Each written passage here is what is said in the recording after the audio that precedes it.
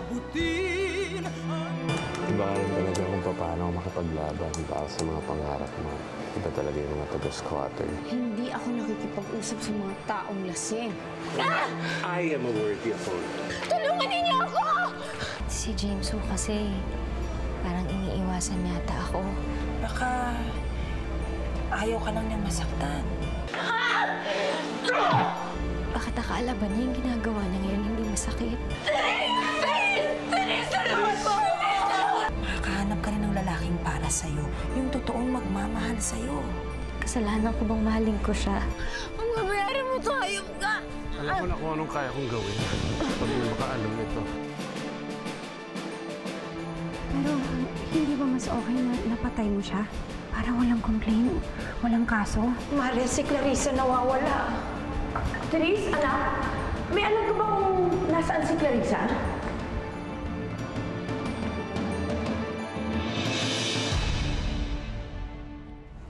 Oh, pare. Magay ka naman. Lagi mo to. Mamaya na lang, pare. Dami ko na nainom. Lado pa itong gagong to eh. Inumin mo na, tumagi ka na. Sige na. Pare, punta ako dito para hindi naman makipaglasingan. Para uminom lang, mapagbigyan ka konti.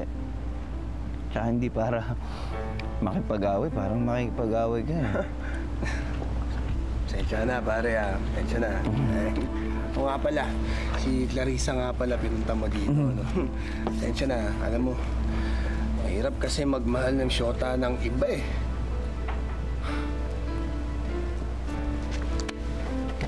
Pero alam mo, mabuti na yung ganun kaysa naman yung ipagpipilitan mo yung sarili mo doon sa taong mahal mo pero wala ka naman pag-asa. Kaya nga ako nakipag-inuman sa gago ko eh. Kasi, kailangan ko talagang tanggapin yun eh. Kahit na mahirap. Tagay pa. Sir Nick, kayo daw ang huling umalis sa opisina. Nakita niyo ba si Clarissa? Ako nakita ko siya.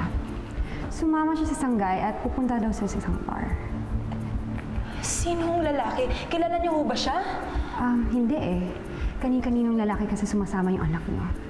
Malandiho kasi yung anak niyo. Hoy, hindi totoo yan ah. Huwag mo pinagsasalitaan ng ganyan ng kapatid ko. Therese, pwede ba? Kung alam mo kung nasa si Clarissa, magsabi ka! Eh, malay ko ba? Wala nga mong pakialam dun eh.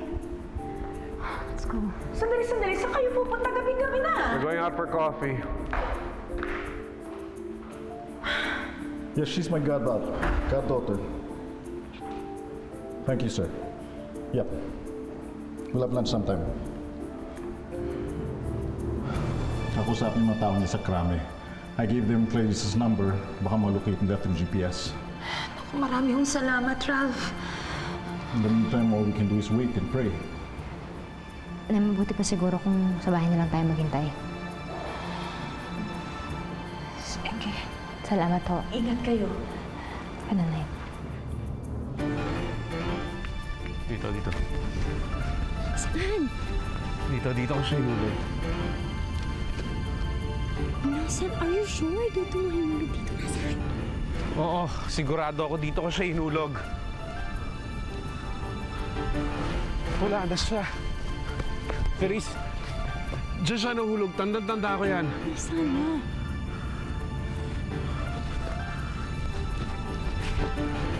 Dito, sure ka ba talaga dito mo?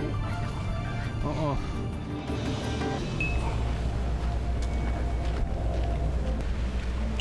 Hindi ba ikaw ang kasama ng anak kong si Clarissa?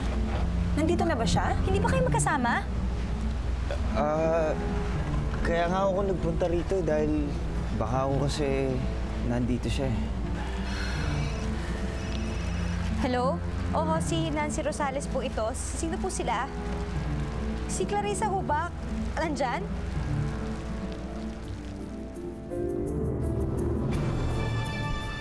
Wala na siya. Therese, diyan siya nahulog. Tanda-tanda ko yan. Nasaan na?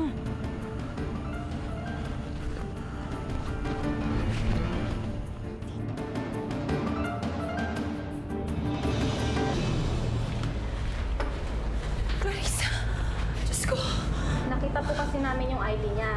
Nakita po namin yung contact number niyo. Nakalista po yun sa emergency contact niya.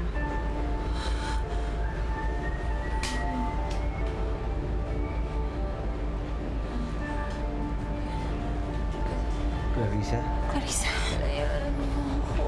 Clarissa, anong nangyari sa'yo, anak? Clarissa! Ayaw ka sa akin. Clarissa! Clarissa! Tulungan niyo ako! Tulungan niyo ako! Bitiwan mo ako!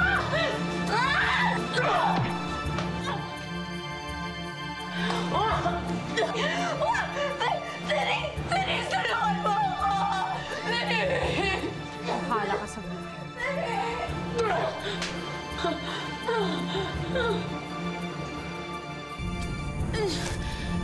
Ano kayo?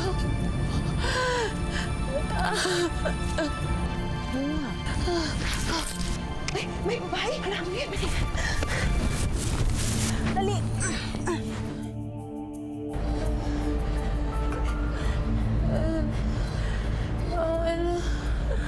Wag! Clarissa? Clarissa! Clarissa, nananaginip. Clarissa, gumising ka na! Clarissa!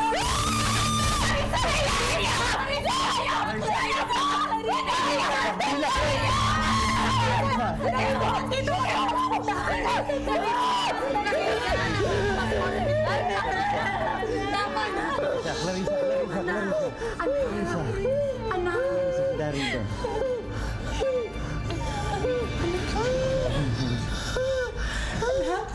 Nandito kami ng kapatid mo. Clarissa. Nandito ka sa ospital. Tama na. Nanay mo ko.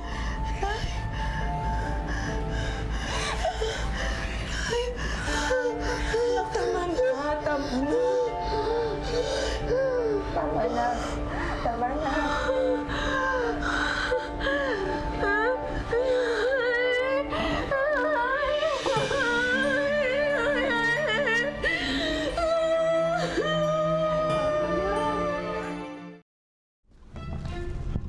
May sa demonyo nating babaeng yan. Buhay pa si Clarissa. Anong gagawin natin dito? Hindi ko alam. Sigurado magsusumbong yung babaeng yun. Kung ibang babae yun, baka maniwala pa ako. Pero si Clarissa Rosales yun, siguradong hindi mananahimik yun. Sana naisip mo yun habang nirape mo siya, di ba? Hindi ko lang problema to. Nakita ka, Feris. Nakita ka ni Clarissa. Kung magsumbong sa pulis yun, damay ka.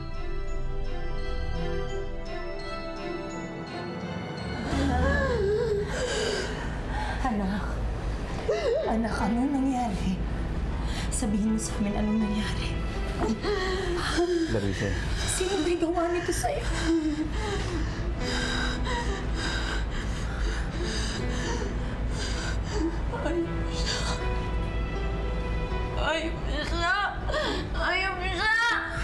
Clarissa.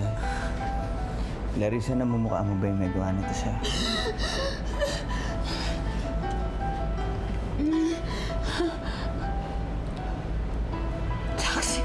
Taxi driver yung gumawa.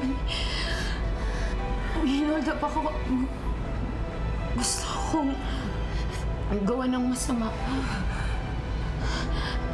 Pero hindi ko siya namukaan. Hahanapin natin yung hayop na yan. Ipakukulong natin yan.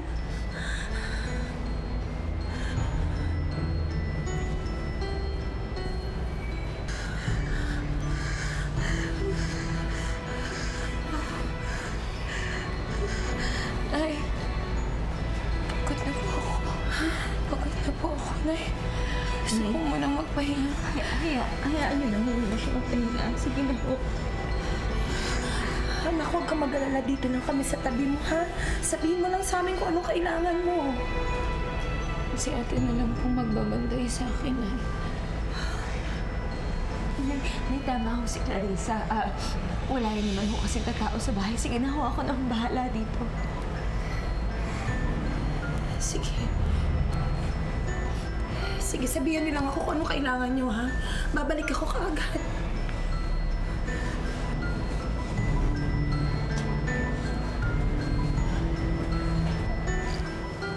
All right, compadre. I'll wait for your call. Wala pa silang update. Sana naman okay na si Clarissa ngayon. O hindi kaya nakauwi na. Siguro. Hindi ata ako makakatulog hanggat hindi ko nalalaman na okay na si Clarissa. Hello, Nati? Anong balita tungkol kay Clarissa? Hinold up si Clarissa. Sinaktan siya ng hold-upper. Buti na lang nandito na siya sa ospital, nagpapahinga na. What? Na-hold up? Is she okay? Hintayin mo kami. Pupunta kami dyan ngayon din. Mare, ipagpabukas nyo na lang. Siguro bigyan natin ng panahon magpahinga ang bata. Hello, Nati. Don't worry. Ipapahanap natin yung hold-upper na yan. Ako mismo magpapakulong sa kanya. Maraming salamat sa inyo. Bukas na lang tayo magkita, ha? Sige.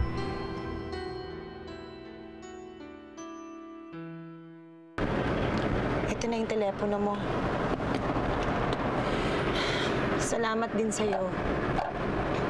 Pati ikaw naabala, ihahatid mo pa ako ngayon. Walang ano man ho yun. Alam niyo sa akin kung sino yung importanteng tao kay Clarissa, importante rin ho sa akin. Hindi pa kita lubos na kilala. Hindi ko alam kung anong motibo mo sa anak ko. Gusto ko lang paalala sa'yo na wala pang karanasan ng anak ko sa pag-ibig. Hindi pa nga siya nagkakaroon ng boyfriend. Oo, alam ko yan. Determinado ang anak ko na abutin ang ambisyon niya sa buhay. Kaya, hindi pa niya alam kung paano masaktan. Kaya wala siyang muwang sa pag-ibig. Huwag ko kayong mag-alala. Una-una ho, wala naman ho akong planong saktan ng anak niyo. Siya nga. Maraming hirap nang naranasan ng anak ko. Ang akin lang kung patuloy siyang makakaranas ng sakit, baka lalong tumigas ang puso niya. Ang akin lang gusto ko maging masaya ang anak ko. Makakaasaw kayo. Basta makakukuha sa inyo at kay Clarissa na naalagaan ko siya at mamahalin ko siya.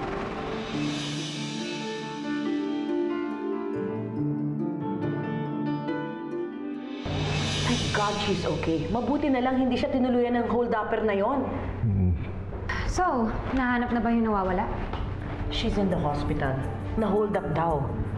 Nahuli ba ng polis yung hold-upper? Mag-file ba sila ng report? Bakit parang hirap ako maniwala na concerned ka kay Clarissa? Especially after siyang nagbuko sa mga kalokohan mo. Ralph, never mo naman ako binigyan ng pagkakataon na mag-explain. If you're here to beg me to reconsider, pasalamat ka, yun lang nagawa ko. But I think I have to rethink about your position. Nick, paano mo ba nagawa yun? What? You're now stealing from the poor? After all the benefits we have given you, kulang pa ba yun? I'm sorry. Hindi ko na alam kung hanggang saan ang pasensyang ibibigay ko sa'yo. Nahihiya na ako kina Ralph dahil sa mga kabalastogang ginagawa mo. He trusted you. Bakit naman kung magsalita kayo parang ako parating may mali? Oh, fine, salamat. Tinulungan niyo nga ako. Pero ano pa talaga ako dito? Sunod-sunuran, alipin, alalay, ano ba? Nick, saan pagkamit ang mga sinasabi mo? You wanted this job. Oh, come on, Ralph. Mahal mo lang si Monina, kaya mo naman akong pinakikisamahan. Di ba you just want to keep her happy? But did you ever treat me as part of this family? Huwag mong pagsasalitaan si Ralph ng ganyan. Teresa. Wow. Ngayon pa talaga kayo magdrama. We were supposed to talk to Mom, di ba? Paano na yan ngayon? Ano? Na-hold up si Clarissa? Kamusta na siya ngayon? Hindi ko nga ho alam eh. Hindi ko pinasama sa ospital ni Aling Nati.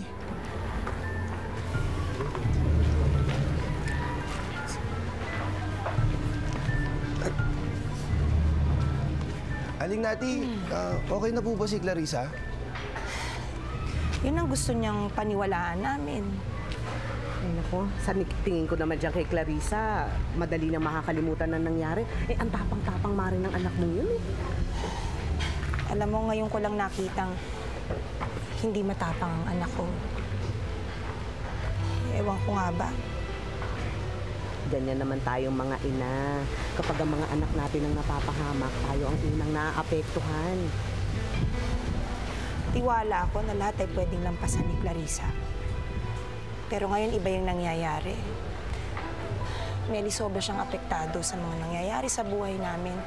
Ayaw lang niyang sabihin sa amin ni Nancy para hindi kami mag-alala.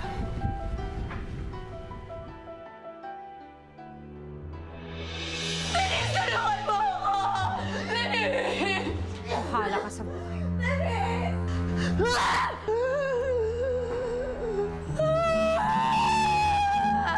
Clarissa? Clarissa?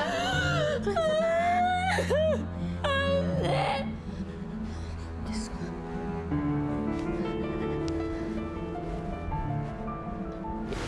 Sige, Clarissa. Lahat yan. Ilabas mo lahat yan. Kailangan makakatulong sa nararamdaman mo.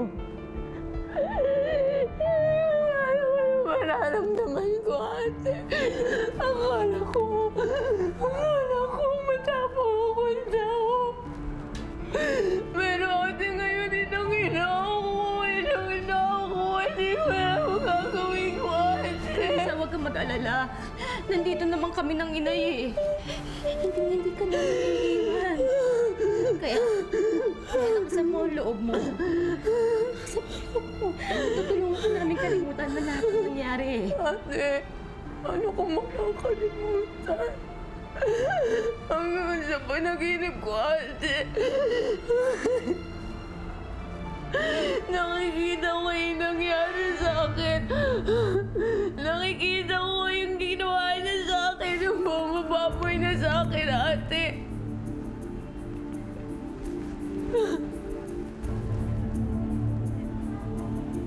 Clarissa? Sabihin mo nga sa akin ng totoo. Na-hold up ka lang ba? Clarissa, sumagot ka.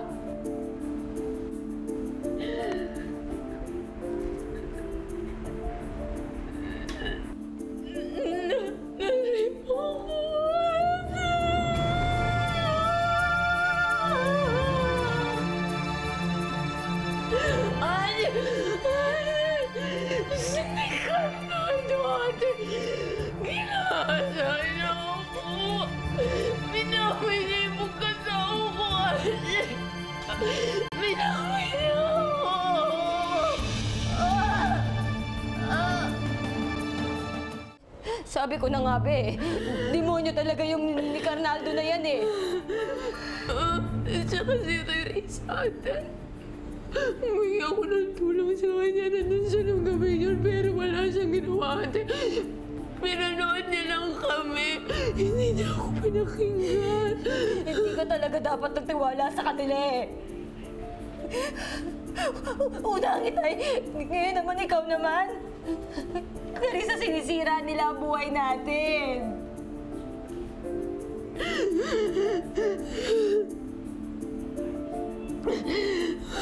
Ayaw sila. Silang dalawa, ate. Magbabayad sila sa ginawa nila sa akin. Pagbabayaran nila to.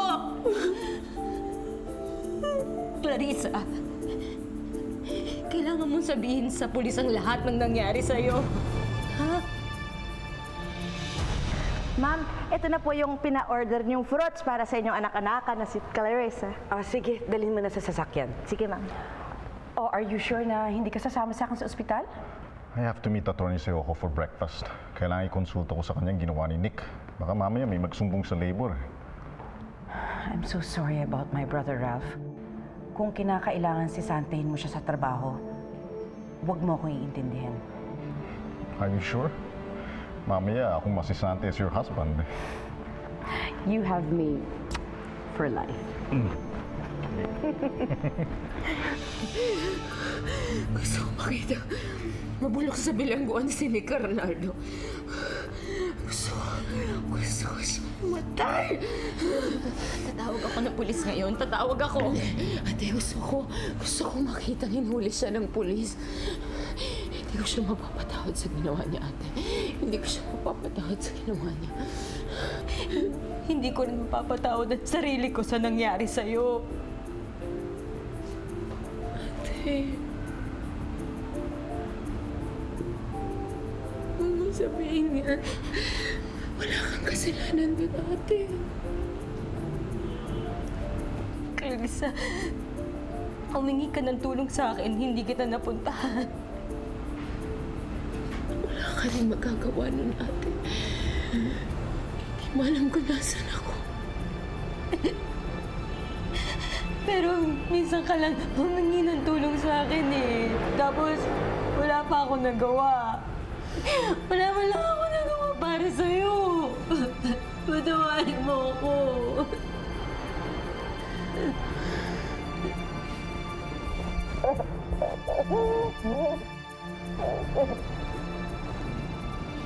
Well, I sure hope that you're going to take it like a man this time and admit what you did. Oo. Pero mas matindi doon. Hindi ko na alam anong gagawin ko. I need your help.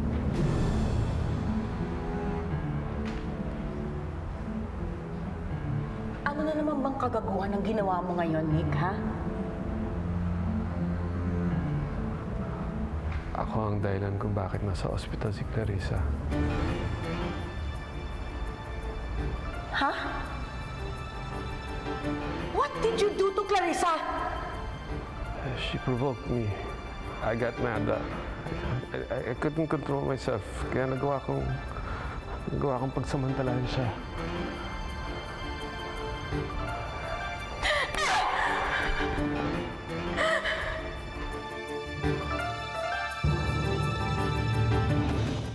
Paano mo nagawa yun? Ha? Sa isang babae tinuturo ko sarili kong anak? You are such an evil, evil person! Sigurado mong susumbong si Clarissa sa polis. Tulungan mo ako. Hindi ko na alam na gagawin ko. Ayoko makulong. Minsan ko na kinonsinti yung pagmumolestya mo ng babae. Ha? Paano ko yung gagawin ngayon? Nick, wala akong pakialam kahit mabulok ka sa kulungan. Ha? Lumayas ka dito!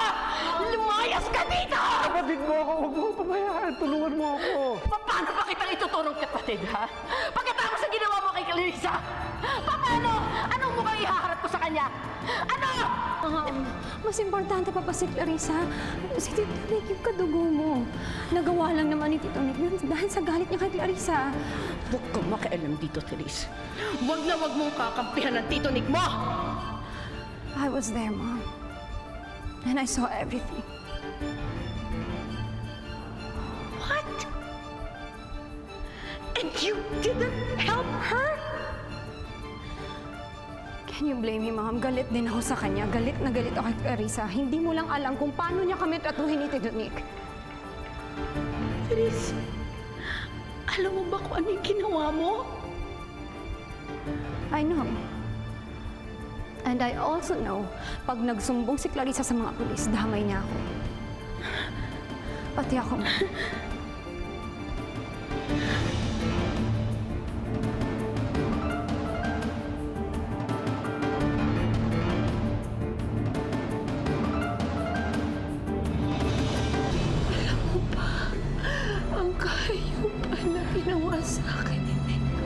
May kinalaman ka doon sa nangyari kay Clarissa. I want you back, Clarissa. Mahal na mahal kita eh. We agreed that 75% of your salary ay pupunta kay Clarissa as part of indemnity payment. Gusto ko makitang nagmamakaawa ka sa akin. Gusto ko makitang lumuluhod ka sa harap ko habang humihingi ng tawad! Tawarin mo ako, Clarissa. Stop this, Clarissa. Wala kang karapatang gawin to kay Tito Nick. Sana lang hindi mangyari sa'yo ang nangyari sa akin.